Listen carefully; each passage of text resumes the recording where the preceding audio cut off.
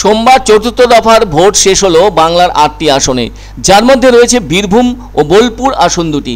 এদিকে ফল ঘোষণা না হতেই জয় নিশ্চিত ভেবে নিয়ে সবুজ আবির উড়িয়ে তৃণমূল নেতা কর্মীরা বিজয় মিছিল করলেন অনুব্রতর গড়ে।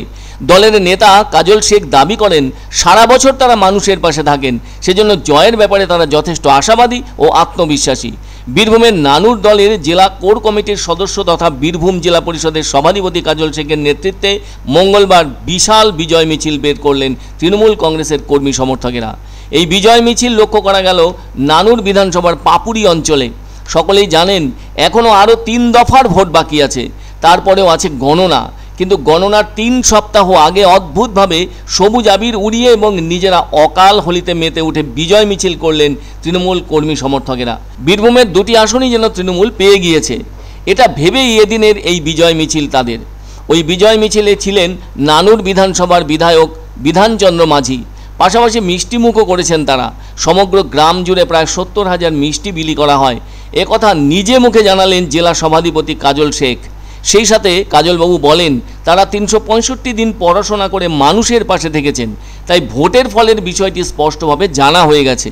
ফলে গণনা পর্যন্ত তারা আর অপেক্ষা করবেন না, তাই এই বিজয় উৎসব এত আগে তারাই পালন করলেন বলে জানালেন কাজল শেখ। চারদিকে সবুজ আবিরে ভরিয়ে দেওয়া হলো। আমাদের 2 প্রার্থী জিতেই গিয়েছে, এ নিয়ে কোনো দ্বিমত নেই। গরু পাচার ও মানি লন্ডারিংয়ের মামলায় তিহর জেলে বন্দী আছেন বীরভূমের বেতাজ বাদশাহ অনুব্রত মণ্ডল।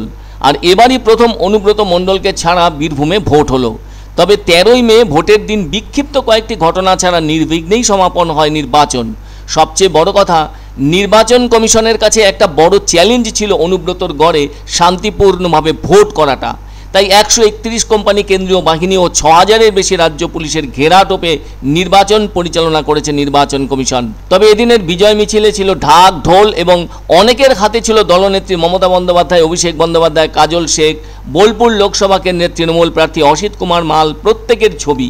বিজয় মিছিলে আসা প্রত্যেকেই সবুজ আবিরে কেমন যেন অচেনা হয়ে ওঠেন।